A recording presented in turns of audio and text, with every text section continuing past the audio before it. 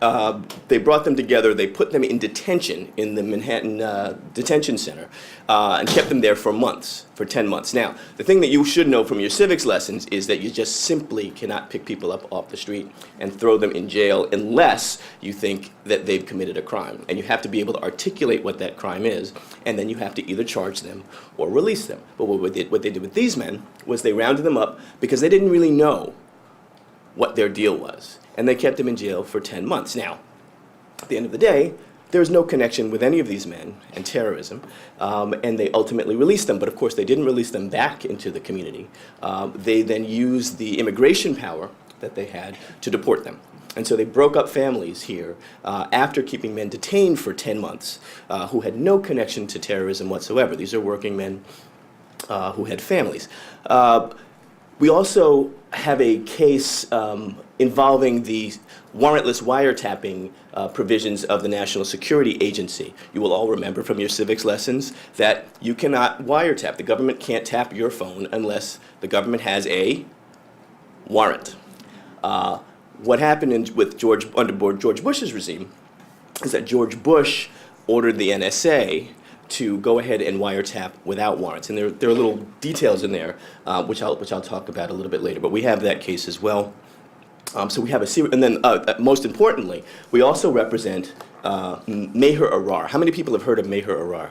A couple of people. This is a very interesting case. I want you guys to use your Google expertise and type in when you get home, Meher Arar, M-A-H-E-R. Last name is Arar, A-R-A-R. Now, who's Meher Arar? Meher Arar is a Canadian citizen that was traveling back into Canada. He's a Canadian citizen, traveling from abroad to Canada. His name was on a U.S. government watch list, and his name was, because it was on the U.S. government watch list and he was a Canadian citizen, the U.S. had talked to Canada about putting him on a watch list. So he comes through New York, lands in JFK. He's about to get on a flight to go to Canada. And his name pops up. They take him aside, they put him in a room, they keep him in a room for 7 hours without being able to contact a lawyer. They're asking him questions, he doesn't know what's going on. They send him to the Metropolitan Detention Center for 2 weeks. He's asking questions, he doesn't know what's going on. He's asking questions, they're asking questions of him. The next thing that happens is they put him on a plane to Syria. The US government takes a Canadian citizen in JFK and puts him on a plane to Syria. And why on earth would they put somebody on a plane to Syria? Well, let me tell you what happened to him. He was sent to Syria, and he was hooded.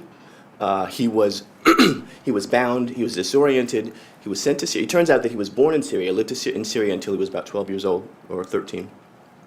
And he was kept in a cell that was approximately 5 feet by 6 feet by 10 feet.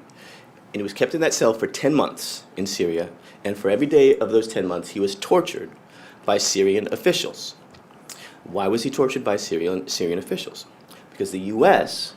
had a thought. They thought maybe this guy has information that we want, the U.S. government. So they sent him to Syria for the purpose of being tortured so the U.S. government could get information from him. Well, Meher Arar had no information. He's not a terrorist. He's not connected to terrorism.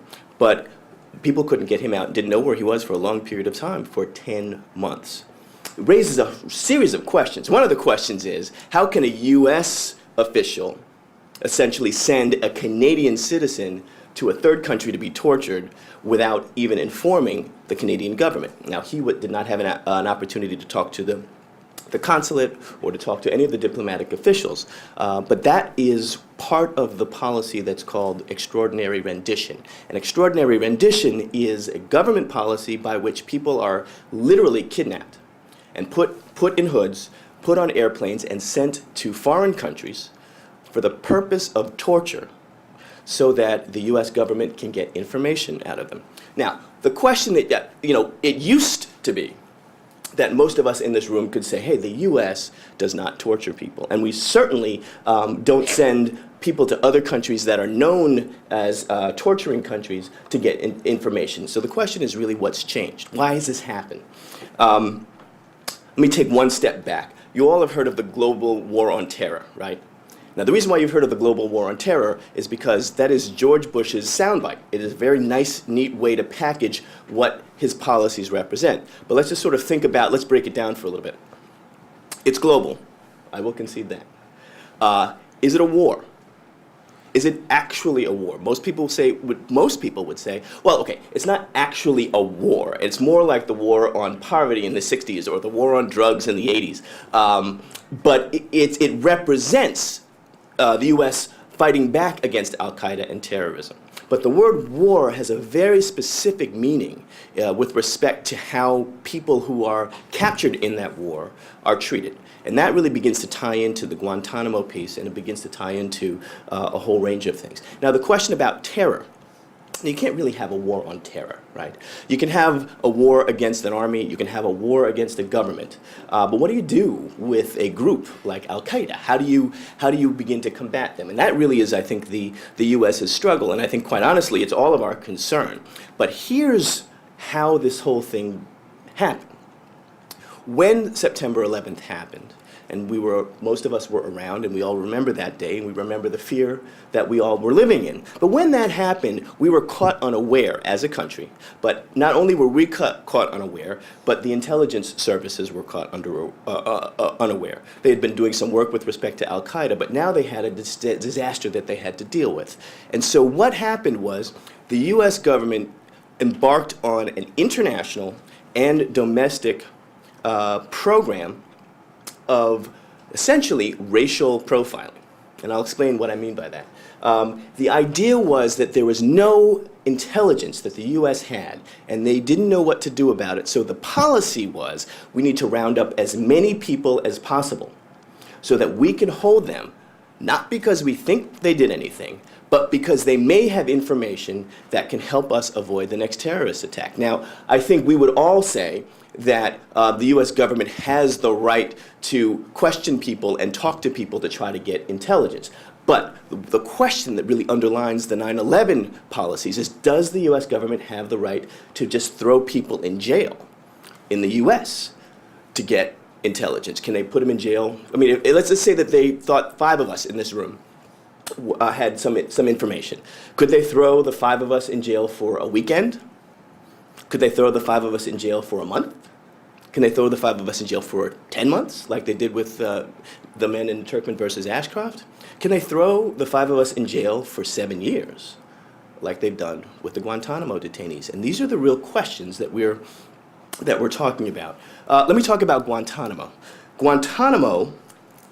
Let me take one step back and talk about racial profiling internationally and domestically. Internationally, here's how it played out.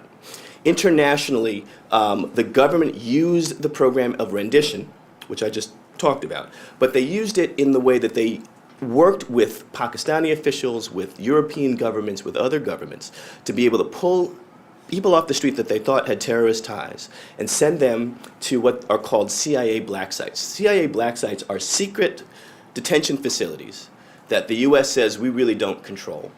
And public information tells us that these facilities are in places like Romania and in Poland, maybe someplace in the Middle East as well. The government has never said where they are.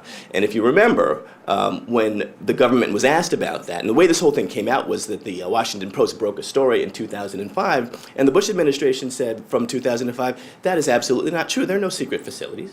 There are no secret facilities. And then when people say, but what about men that have been tortured? But the U.S. doesn't torture. We do not torture, right? Who remembers that? We don't do torture. We don't condone torture. All right.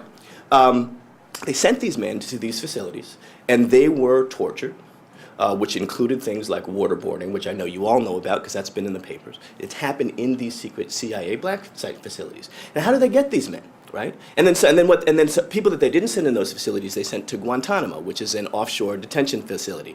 So let's talk about how people got there. The Bush administration has said, these guys at Guantanamo, the worst of the worst, you will never, ever, ever, ever see worse terrorists than these guys. They were picked up, some people were picked up in Afghanistan, a lot of people were picked up from around the world, nowhere near a place where the U.S. was fighting a battle. Actually, in Afghanistan, what happened was, and this is why I call it racial profiling, because Afghanistan is not an Arab country.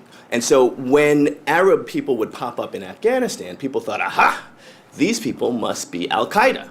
So they would round up all of the Arab men in Afghanistan and ship them to Guantanamo. Now, how do they do that?